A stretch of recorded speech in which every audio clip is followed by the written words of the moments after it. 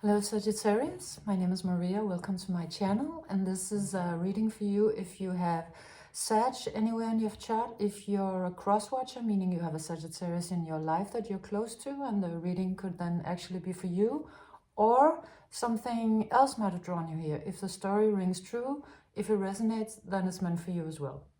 Sag, you started your reading very beautifully and with quite a shift of energy, I believe. You come out with the Garden of Venus, rest and renewal, and it looks so peaceful, so lush, like you're stepping into, you are now stepping into a period, a phase of ease, of lushness, of a really well-deserved rest and renewal. It's almost as if you yourself have been planting this garden and you've been waiting and it's been winter and you didn't completely know how it's gonna turn out, and excuse me if everything was gonna bloom, and now it is. Now it's all blooming at once, and it you know, it's stepping out with an incredible amount of beauty, and your ships are coming in. And it looks so peaceful and so nourishing. And it also comes out with the sky riding the Fates card. This is speaking about something creative. So you being in this state of being, it could also be sort of you going on a retreat or taking a day, you know, in the garden or at the park, or it really has that energy of sort of sunshiny ease and beauty and doing something creative. This comes out very much as writing. It also comes out as music, channeling, any kind of creative thing, you know, the thing that you love to do, how you love to be creative, you know, having the time for it and having the space and the ease to do it in a very connected, sacred way. So this is what is happening slash coming in. And you also come out with this card. The next couple of cards are in Danish. This is called Perspective.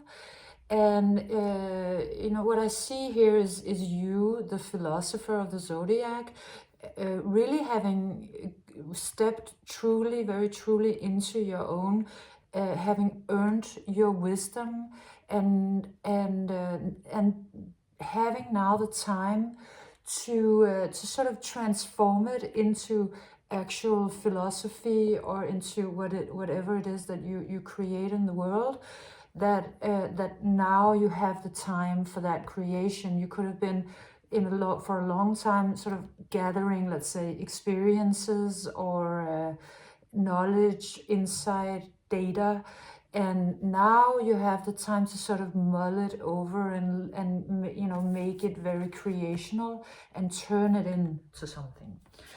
And you come out with the Confidence card, and this has a message of confiding in somebody.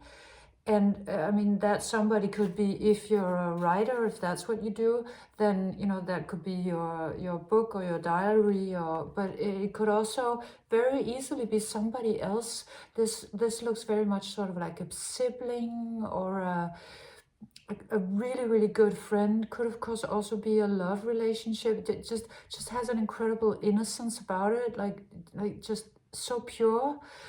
And this has a message of you opening up.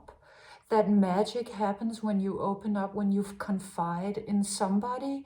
It came out with a Bible verse from the New Testament, where 2 or 3 gather together in my name, I shall be among them, something to that effect, meaning that 1 + 1 is much more than 2. Meaning that when 2 people actually meet in a, like say a really interesting conversation, or a very deep, intimate sharing, could also be a circle you're in, magic arises. More things happen than could have been predicted by just putting 1 and 1 together. It's, you know, it's magic. It's more than than just that person that you're speaking with. And it's like it's opening a whole, feel like one of those really, really magical conversations that is, you know, connected to something much more divine than just the situation. But then at the same time, the situation itself being so intimate, so incredibly intimate, just so loving, pure and innocent. And oh yeah, it actually, yeah, and also there's this cross, right? So it does come out a little bit, not that you at all have to be a Christian, it's just, you know, the vibe of it, that it has, you know, this sort of sacred vibe. And then from this sort of intimate situation or relationship or conversation, an incredible amount of inspirational energy starts flowing. Because if this actually kind of turns into this, it's like an incredible opening, or, you know, that intimate conversation could also be, you know, you with your music, or you in your garden. It could be, you know, you in spirit, but whatever it is, it's this then comes out kind of as Buddhist, because it reminds me of that there's this Buddhist expression that's something like, when the lotus of 1,000 petals open, or when the doors or in the room of 1,000 doors open. It's like a really big spiritual inspirational opening that then happens.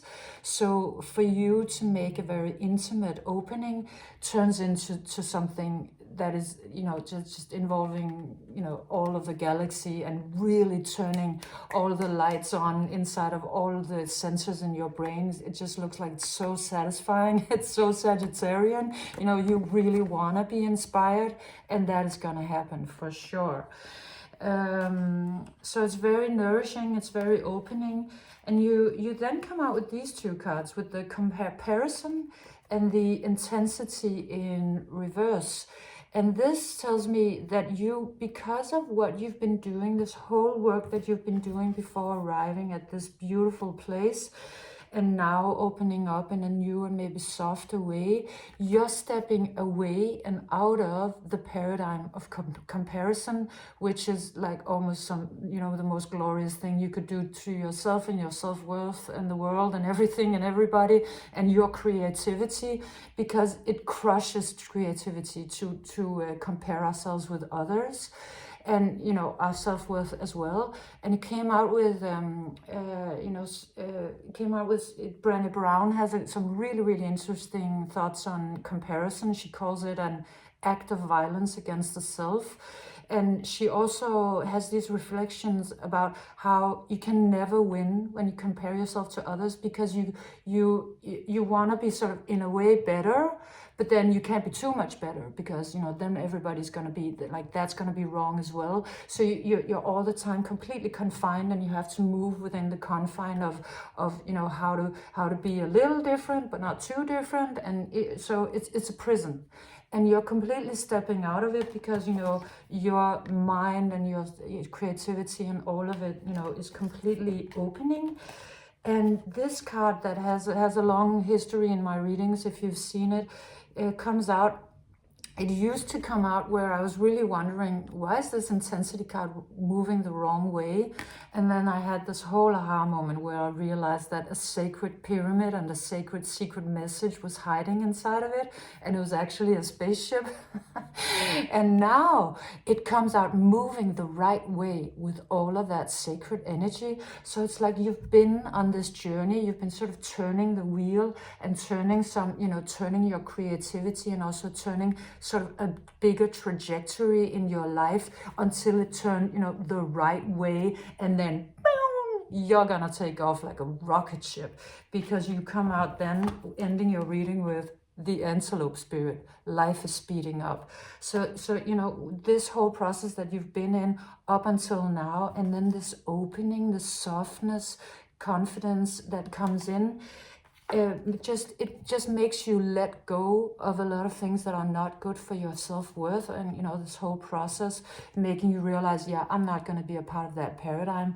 I'm perfect as I am, and I'm super unique, and I'm just going to do my thing the way that makes me happy, and you know, in this type of energy.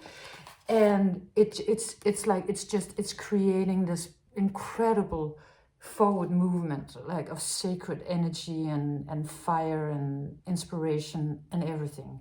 And then from this, you know, incredible state of sort of lovely, blooming bliss, life speeds up. And it's like it's taking that bliss with it, because you're no longer in this sort of self-violence energy that we're all being sort of in a way socialized to be.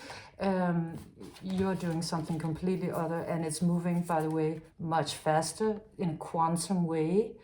Yeah, so it's very, very beautiful, Sag.